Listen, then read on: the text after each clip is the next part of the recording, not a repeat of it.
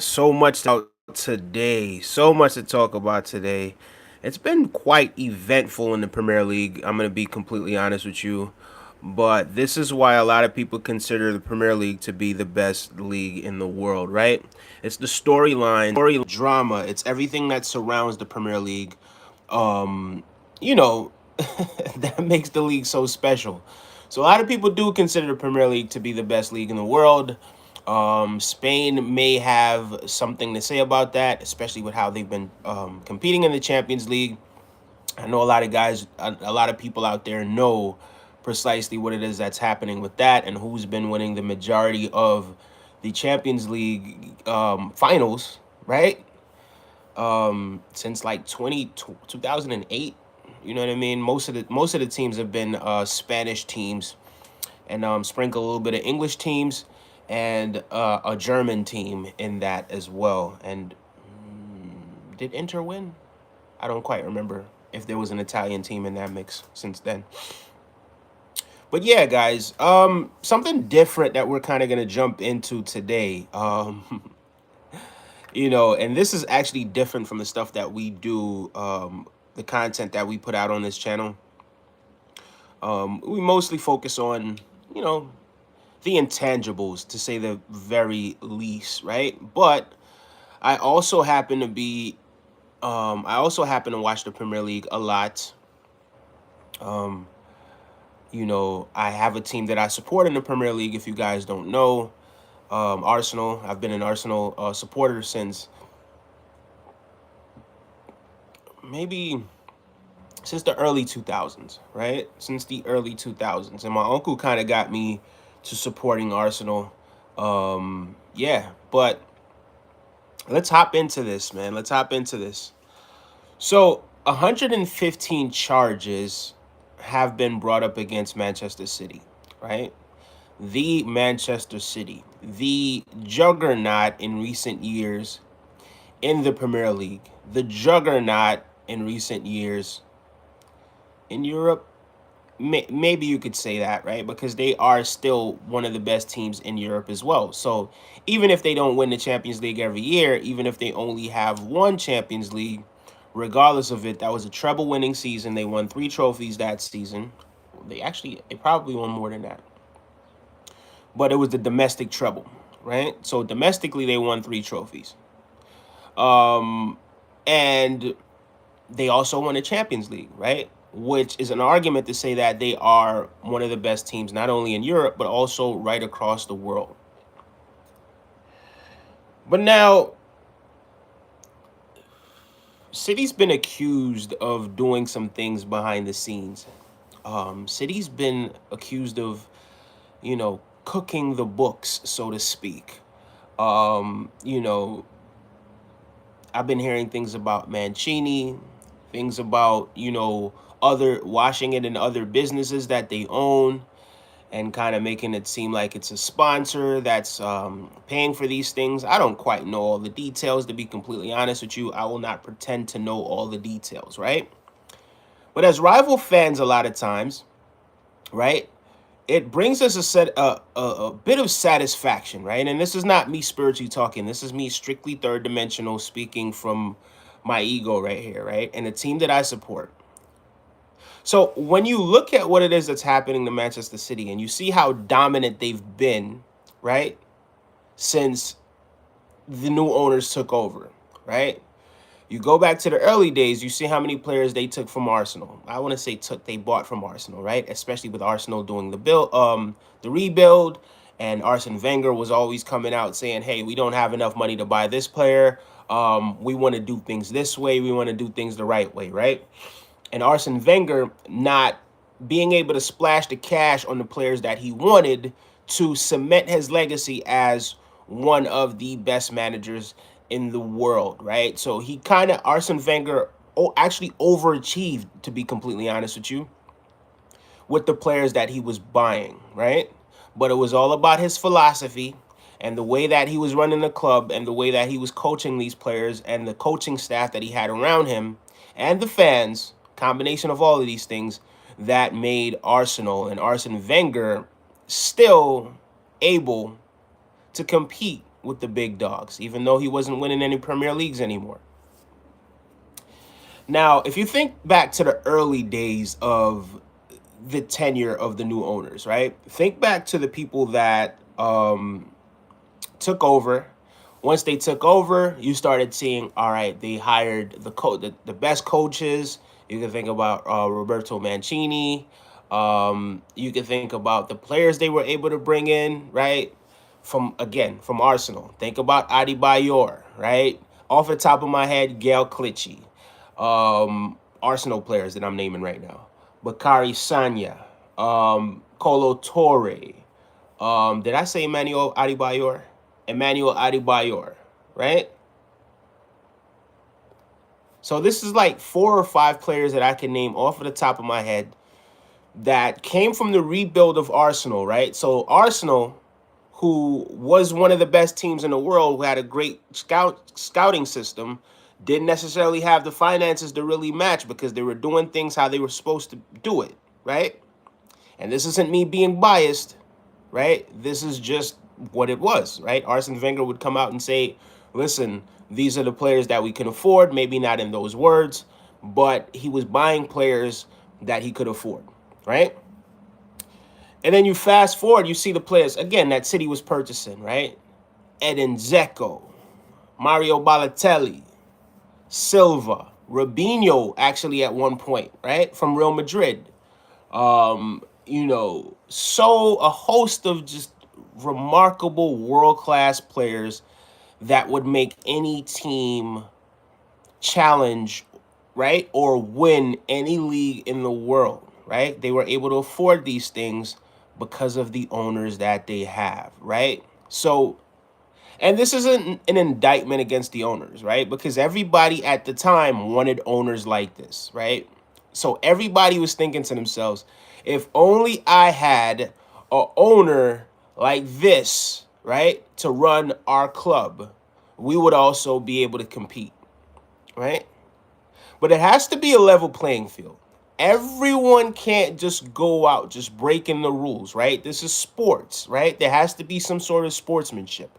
And I'm not completely saying that City are guilty of what it is that they're accused of doing. That's not what I'm saying, right? Because I don't have any proof. And I'm not here to judge or convict them of doing what they do, right?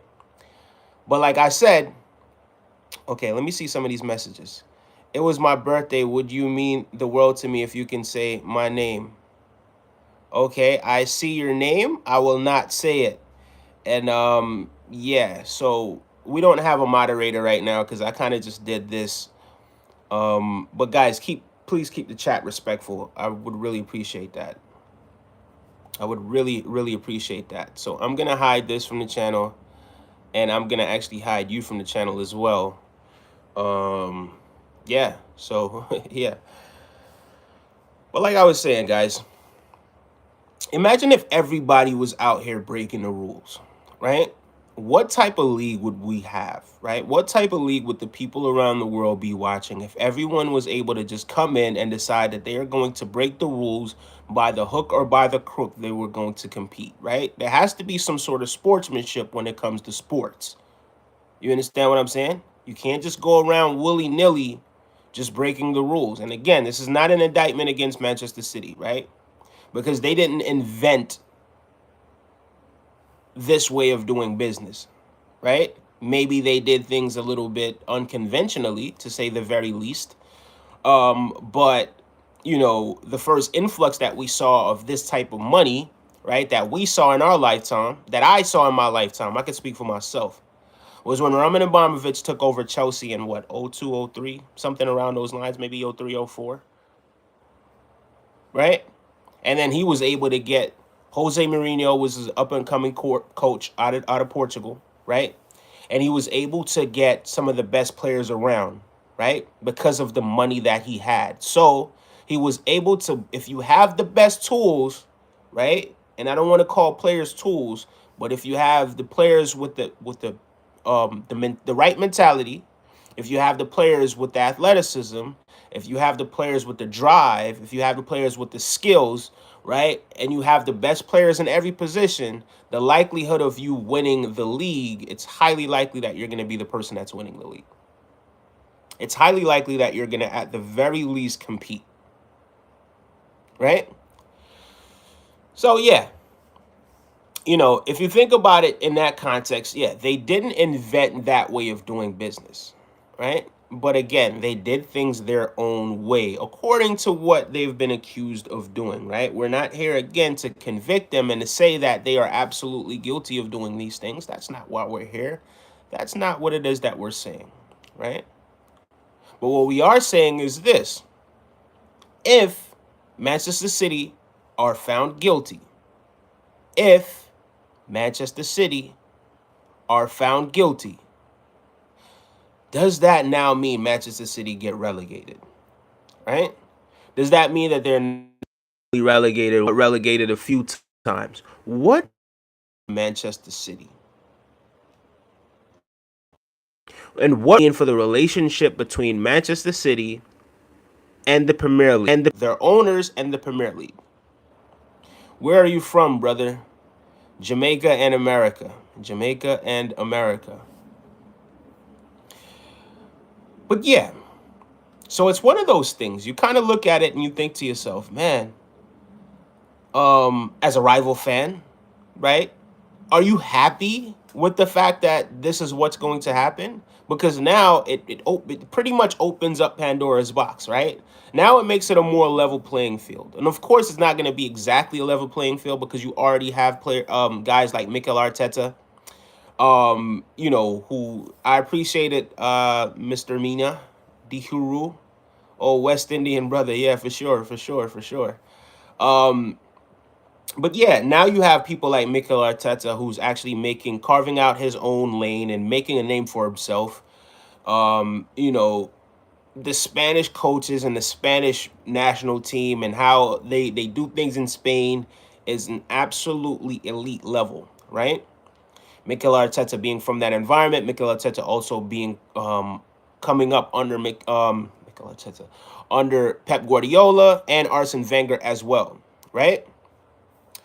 So Mikel Arteta definitely has the potential to be an elite manager. And I personally believe that he is already an elite manager. It just so happens that he doesn't necessarily have all the tools that Pep Guardiola does, right? And this isn't me making excuses for him, right? But again, they have an unlimited amount of money pretty much, right? And Mikel Arteta is doing things how they are supposed to be done. He's doing things by the book, right?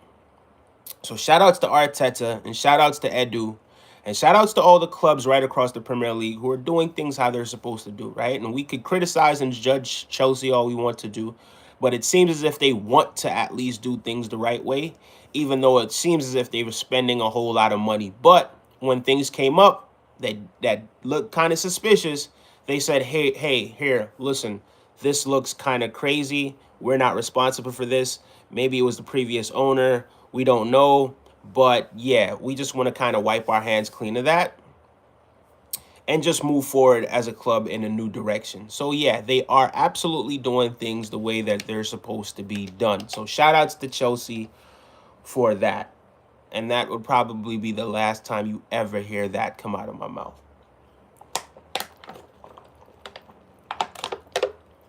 Right? But you got to give them their dues. You have to give them their dues. But yeah, what should happen to Manchester City if they're found guilty? Right? What should happen to them if they are found guilty of the 115 charges? Because we seen last year with Everton. Everton didn't do anything nearly as bad as Manchester City did, right? Or are accused of doing, I should say, allegedly, right?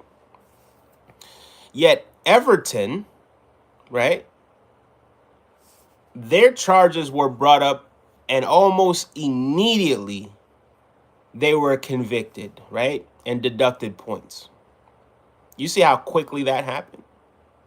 Didn't happen quite as quickly as with Manchester City now, did it? But they're saying that September, at some time to mid to late September, that the charges will be brought up, right? Somebody is asking, yo, bro, who's your idol in rap?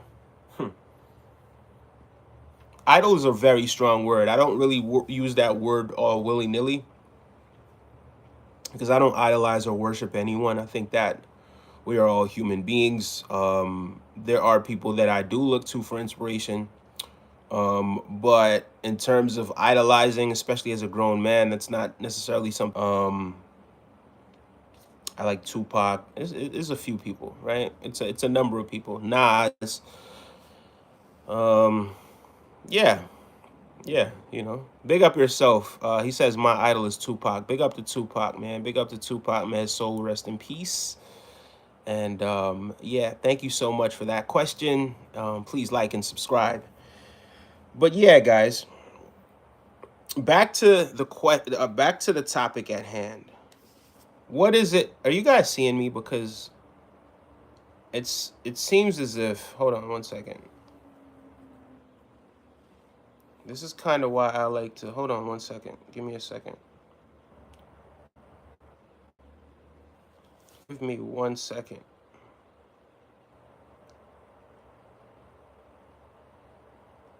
Wow. Seems as if we're having a little bit of technical difficulties here. But the show must go on. I don't quite know what exactly it is that's happening, but hopefully you guys are seeing me still.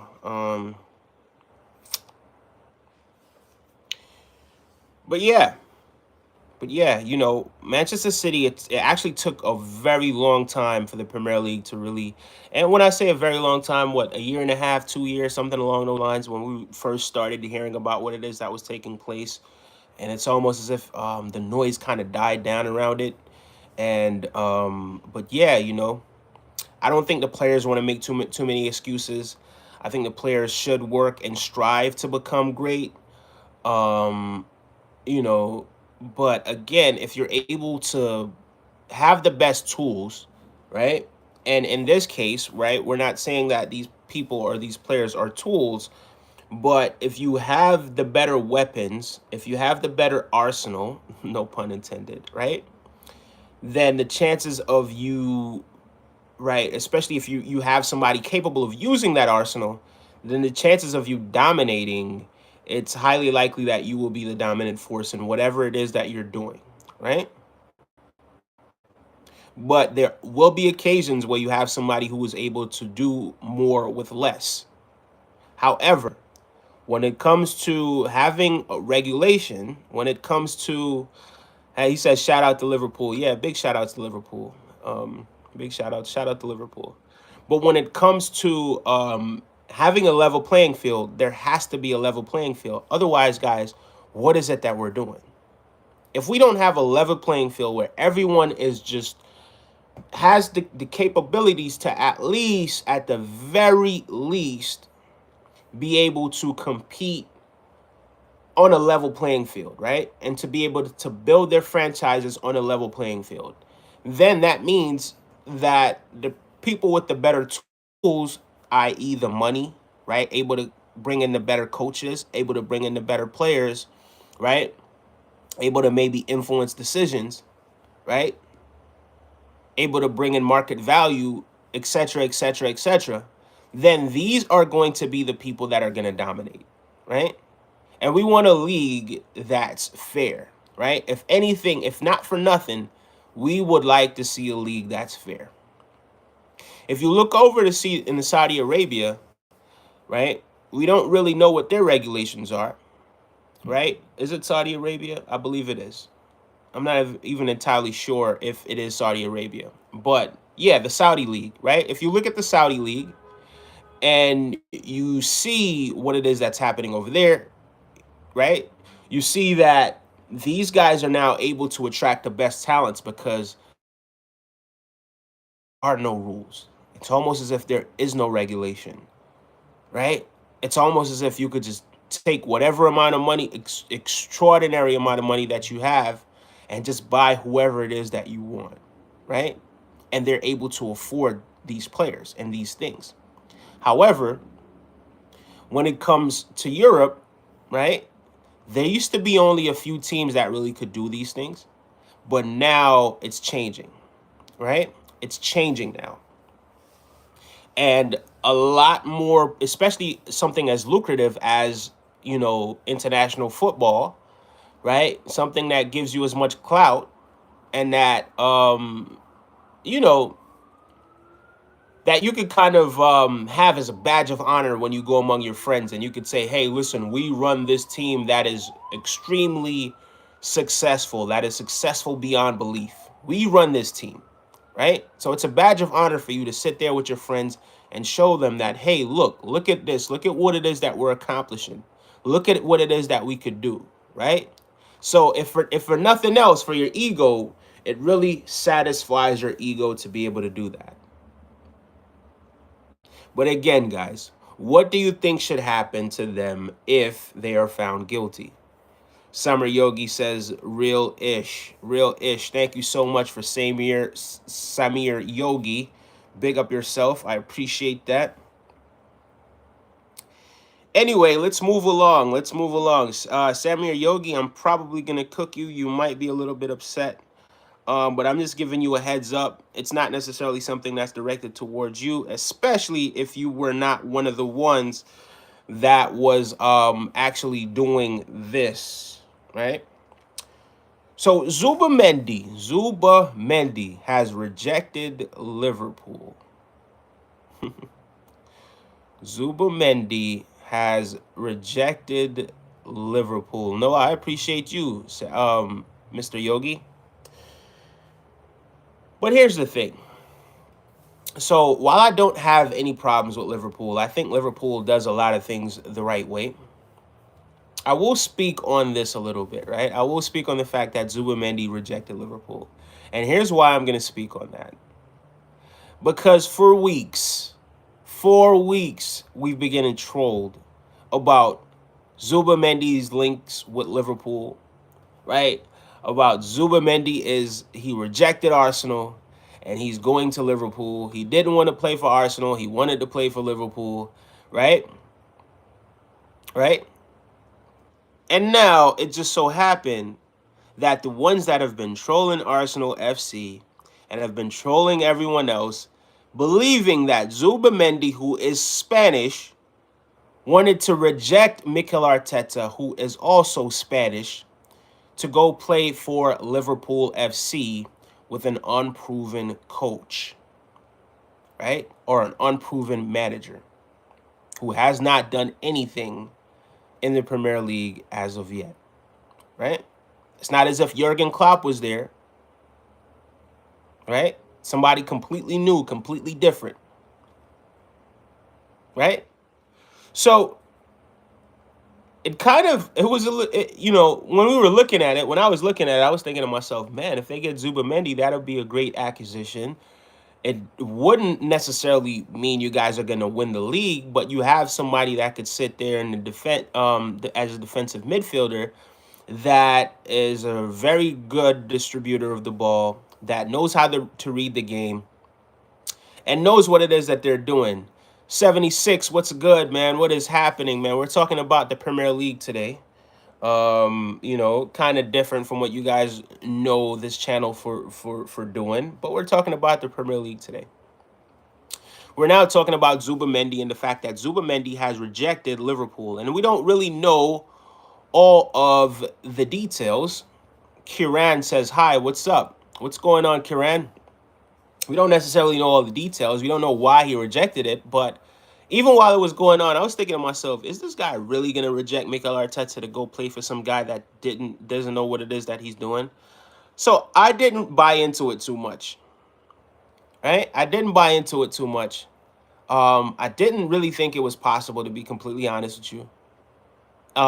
Still, things may change from now to the end of the end of the transfer window.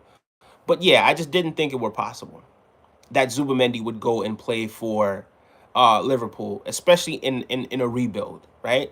At 25 years old, in the prime of his career, pretty much, right? So I do expect Zubimendi to make a, when it's time for him to move on, he's probably going to move on to a project where he feels as if he's going to win something big. Not to say that Liverpool is not capable of winning something big, but um, especially with losing Jurgen Klopp, Liverpool is now in a rebuild. So it's not, there is no guarantees in regards to that, right? So yeah, Zubimendi rejected Liverpool, right? And there's this one last thing that I want to talk about as well before I actually get up out of here, and get ready to go to work. I might come back again before I go on live later at 11:30 p.m. But there's another thing that I kind of want to talk about as well, as an Arsenal fan, as an Arsenal supporter, right? Mikel Arteta is a manager that I supported ever since before he even took the job at Arsenal, right?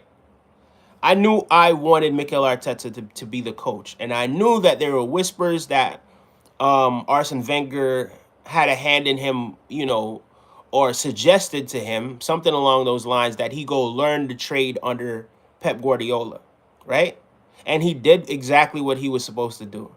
He left Arsenal. He went to go learn the trade under Pep Guardiola, and he came back and he was a manager. And I supported him all the way through because I like to see when young managers are given a chance, especially when they have potential, right?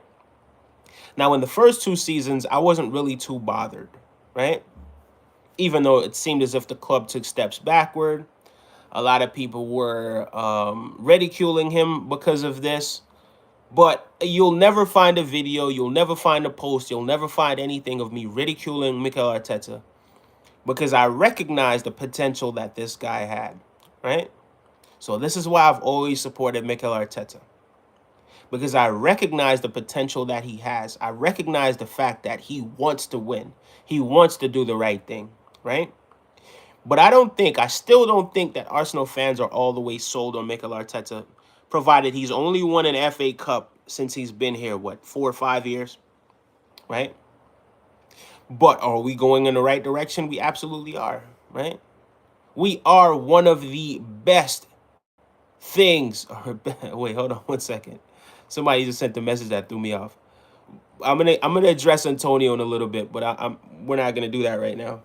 But we are one of the best teams, right? Arsenal FC is one of the best teams, not only in England, but in the world. Regardless of the fact that the trophies have not come yet, the trophies will come. With Mikel Arteta there, mark my words, the trophies will absolutely come. He absolutely has what it takes to become the best manager in the world at some point in his career. And we are glad to have him at Arsenal because he brings out the best, right? And that's how you know a manager's great, when he brings out the best in players that aren't seen as world class or this, that, and the third, right? So I got to shout out Mikel Arteta for that, because if he sees potential in you, right, like Ben White, right, like Urian Timber, right, and players that weren't seen as world class, and Urian Timber hasn't really proved himself yet, but we see glimpses of it, bar the injuries, right? If he is to stay healthy, then I'm sure he'll be able to bring out some of that potential. But we've seen what Ben White's able to do. We've seen what David Raya is able to do, right? But yet we sit here and we question Mikel Arteta every chance that we get. Now, everybody's saying that we need a striker. I actually like how the team is. I actually like what it is that's going on with the team. I think Kai Havertz can hold it down up top. I think spreading the goals around and the way how Arsenal play with the intricate passes, the wisdom, how smart, um, you know, um, Leandro Trossard is, how smart Bukayo Saka is, the potential that make what's the guy's name? I don't know why it is that I'm forgetting everyone's name right now and spacing out. But Gabriel Martinelli, especially the defense, right? Gabriel Magalhaes William Saliba, right? And now Cali Fury, Urian Timber, who we mentioned already, right? Ben White. Arsenal has probably the most elite defense in the entire world of football right now, right? Especially the back two, especially the center back pairing, especially those guys, right? But what Mikel Arteta is building, I'm just excited for the project. I'm excited for him. I'm excited for the team. I think that things are going to work out for the best. And I love the fact that, it's Mikel Arteta, an ex-Arsenal player, an ex-Arsenal captain that took over and is now bringing the team to glory, right? I think Arsenal, the limit is beyond the sky. I think if Mikel Arteta says he doesn't need a center forward, I think if Mikel Arteta trusts Kai Havertz and he trusts the players that we do have, and he is able to give his instruction to these players and tell them what it is that he wants them to do, as opposed to or even promoting a kid right from the academy. I'm not against that. Everything is not always about buying a player, right? This isn't FIFA or FC 24, FC 25, right? It's the manager and the profile of player that he wants in his team. And if Mikel Arteta says, listen, striker is not the most important thing for me right now. Right now, I think we need a central midfielder, and I think we need a defender, right? So regardless of what it is that you see as a fan and how football used to be, right? Mikel Arteta is saying, hey, no, listen, we can get 15 goals from Saka. We can get 10 goals from Trossard. We can get 12 goals from Odegaard. We can get maybe another 10 goals off the bench from Martinelli, right? We can get 20 goals maybe, potentially, from Kai Havertz. We have Jesus who could score goals, right? So kind of spreading the goals around, midfielders who could get into the box and strike the ball, defenders who are just more powerful pretty much than all the rest of the defenders around in the Premier League, right? Who could win headers, and they prove it over and over and over, right? We're doing what we're doing through set pieces. I think we have what it takes to really challenge. But what I need is I need a central midfielder and I need a defender. And if we so happen to need anything else in the future, yeah, sorry about that. New York City, you know how it goes.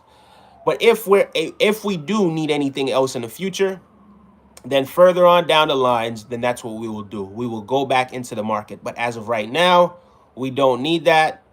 As of right now, I'm not too pressed to get that, right? I think we should trust him for that. He says, "Yo, little bro, you sound like you're from the USA. Do you call it football or soccer? Watching from Croatia." I don't call it soccer. No. My family originated in Jamaica. Everyone around the world calls it football. If I do call it soccer, it's probably a slip of the tongue. But I personally do not call it soccer. I don't really see the point in calling it soccer. It's football. So that's what I call it. He says, you have, okay, so Koro Mativa says you have Trossard, Havertz, and Jesus for that striking position with flexibility. You're absolutely right about that. You're absolutely right about that. I think those three could play interchangeably. And I think even Martinelli, we could put Martinelli up top as well because he has the pace. But I don't know what happened to his confidence. He just won't hit the ball like he should, right? So, yeah, Mikel Arteta has a lot to do in that regard in terms of getting Martinelli to be confident again. Martinelli has everything else that it takes, right? But it's really the mental part, really, that he's kind of lagging in, or he's fallen behind in, because the limit is beyond the skies for the kid. But he just needs to push himself a little bit more. And yeah, Mikel Arteta knows that he has the players that he can bring the best out of these players. He's been working with these players for years, and he knows what world-class players look like. right? Because he was the assistant coach under Pep Guardiola, and he's played alongside some elite players as well, and he's played against elite players as well. So he knows what it takes, and what elite players look like. But also, what we have to really trust is the profile player that he wants or he needs in order to implement the tactics that he wants to implement, right? And that's severely underestimated and underrated by fans right across the world, right? So yeah, we kind of have to look to ourselves and realize that yeah, we aren't the ones that are running the show over there at Arsenal. We are just fans. James McDaniel says, "What do you think about anime?" I think anime is cool. I don't really know too much about anime, other than like Avatar and this Dragon Ball Z anime because I did watch Dragon Ball Z. Um, I think there are some life lessons that you could learn from anime because I have seen some clips where they do sort of implement some life lessons in anime. So I think those are always good whenever you're able to learn something that you could implement into your life and that will make you a better person. So yeah, yeah, that I think anime is good. I wonder what his Natoro's been doing for all these years, but cannot give up up my true identity. But a true ninja must not reveal his true identity. I think he's trying to say in this world. I guess, man. I guess. I suppose. What do you think about the quality of Califury? Oh, that's an excellent question, Mr. Mativa. So as far as Califury, I can't. I'm not gonna lie to you at all, right? The only thing that I know about Califury is what I've seen on YouTube, right? I didn't watch Italy in the Euros. I didn't see him play for Bologna. I only hear good things about Bologna. I hear that they're now in the Champions League. I hear that he played a big part in it. As far as what he looks like, he kind of resembles. He kind of. Hold on one second.